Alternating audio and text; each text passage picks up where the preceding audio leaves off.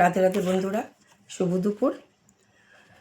পদ্মপুরাণেও কার্তিক মাসের মাহাত্ম্য বর্ণনা করার সময় এই সিদ্ধান্তে সমর্থন করা হয়েছে যে কার্তিক মাসে বৃন্দাবনে ভগবান শ্রীকৃষ্ণের দামোদর রূপে উপাসনা করার নির্দেশ দেওয়া হয়েছে।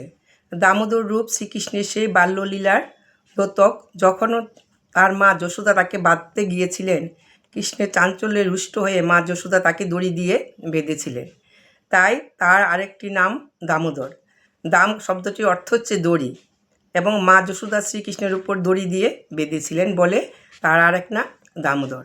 কার্তিক মাসে ভগবান দামোদরকে প্রার্থনা করে বলা হয়, হে প্রিয় প্রভু, আপনি হচ্ছেন সমস্ত দেবতাদের ঈশ্বর। ব্রহ্মা ও শিব আদি দেবতারা কখনো কখনো তাদের ভক্তদের বর দান করে থাকেন। যেমন শিব রাবণকে অনেক বরদান করেছিলেন এবং ব্রহ্মা হিরণ্যকশিপুকে বরদান করেছিলেন, কিন্তু ব্রহ্মা ও শিবু পরমেশ্বর ভগবান শ্রীকৃষ্ণের বরের উপর নির্ভরশীল। তাই শ্রীকৃষ্ণকে সমস্ত বরদানকারীদের ঈশ্বর বলে সম্বোধন করা হয়েছে। শ্রীকৃষ্ণ ইচ্ছা করলে তার ভক্তদের সব কিছু দিতে পারেন, কিন্তু তবু তার ভক্ত তার কাছে কোনো কিছুই প্রার্থনা করেন না।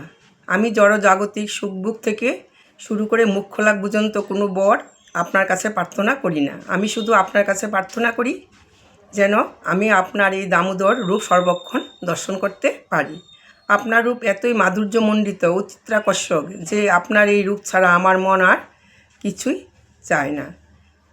রাধে রাধে বন্ধুরা, এই বলে আজকে পাঠ শেষ করছি। তোমাদের পাঠ কেমন লেগেছে কমেন্ট করে জানাবে।